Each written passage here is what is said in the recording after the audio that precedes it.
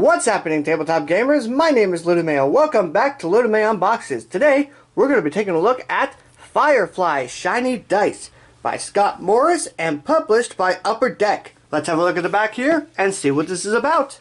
Firefly Shiny Dice is the first and only Press Your Luck style dice game set in the Firefly universe. Roll up, get a mission, and complete as many challenges as you can before your luck runs out. The further you go, the greater the risk, but the greater the reward. If you succeed, get a crew, get a mission, and keep flying. Now, I have heard of the Firefly universe. I don't know anything about it, although I've been told that it was pretty underrated. So I am curious to see what all is involved with this. So with all that said, let's have a look and see what does Firefly Shiny Dice have to offer us. The game comes with not one, but two game pads that you are going to be playing with, depending on the number of players, I'm assuming. And these actually have the exact same feeling as a mouse pad. Kind of looks like they have the same texture as well. Not saying that's a bad thing, it's just an observation. Each of these mats are exactly the same, divided into the various sections: Serenity, KO, Cargo Hold, Supplies, Badger, Saffron, and Niska, which I'm assuming these are like the villains that you'll be competing against or something to that effect. Obviously you got a KO, so that's where you'll put dice that you lose. You got a Cargo Hold, Supplies, and then Serenity, which I'm assuming this is where you're going to place the dice after you roll them, so that you just have a central area to work with your dice. And speaking of dice, there are 3 different types of dice that come with the game. Now, I'm not sure what all of these apply to, although based on the symbols, I assume these black dice are related to the villains. And I gotta say, these are very nice quality, engraved faces, which are always great. And I can easily see the faces on these black dice, so that's very nice. Same thing with the white ones, easy to see faces, so I can tell what is what, and also engraved, which is great. The brown ones, however, not so much. Now, I do like the fact that they engraved the faces. That is always nice, but bad color choice with half of these faces.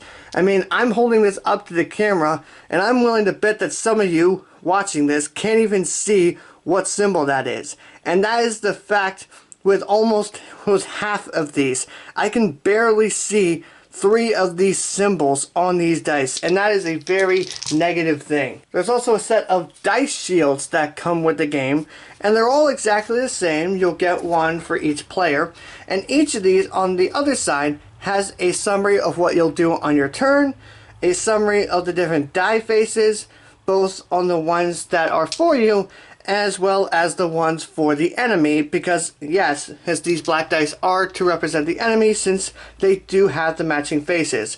And I gotta say, on a positive note, I can very easily read all the text on the back of these, so that should not be too much of an issue if you have vision issues. Now, I will say though, the text in some of these boxes are very small, so if you do have vision issues, you could potentially have some issue with seeing these, but it's nothing that is so out there that these are unreadable. And as I said, these are shields, so you actually will fold them up a little bit before you start playing, and you'll place them in front of you. And thankfully, these actually do stay up very well. I can place it anywhere in the little area, and it will not fall down no matter what I do. There are 3 decks of supply cards, each of them having a certain amount of boxes printed on the front. And these are double-sided, but they're actually exactly the same on both sides of all these decks, with the exception of, for some reason, there's a little white stripe down on the bottom on the back side. Not sure why that's the case, but it is easy to see them all, thankfully. I can tell which ones are which. So if you do have some color issues, you can easily still see the boxes. so you shouldn't get confused on which ones are which. There are 2 decks of victory point cards, and these are going to be what you use to keep track of your points. There are 2 denominations, 100 and 500, and they're exactly the same on both sides, so there's really no point or no worry rather if you accidentally flip them over. Although I will say, as beautiful as the artwork is, it does distract from the value because it is only in these 2 corners here, and it's written up here in very, very hard to see letters. So if you have some issues with sight, you could have some issues telling which one of these are which, unless the shades of the colors do differentiate, which for me they do, but it could be an issue depending on the person. And finally we have the mission cards, and this is where the focus of this will be. On each of these cards obviously has the title of the mission. It has a little picture on it, which I'm assuming is like a representation of the mission this is supposed to relate to, I'm assuming. Each of these also has a set of die faces that you will need to roll in order to accomplish the mission, as well as some text that associate with the mission, whether it is a requirement and in order to complete it, an extra requirement that is, or maybe a reward that you would get after completing the mission. There's also some flavor text in the form of a quote down here, and also on the bottom here is a keyword that basically relates to the type of mission that you are trying to complete.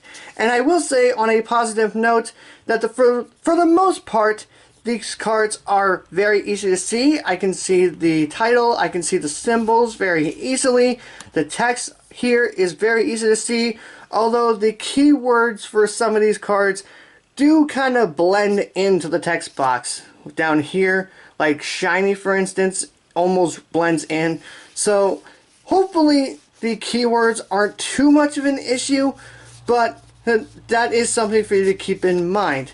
Other than that though, the cards are pretty well done. So that is everything you will get if you obtain Firefly Shiny Dice. I hope you all enjoyed this video. If you did, give it a big thumbs up. If you want to learn how to play Firefly Shiny Dice, or if you want to know my thoughts on it, make sure you subscribe to the channel for more tutorials, reviews, and unboxings. Thank you all as always so much for watching, and I will see you in the next video.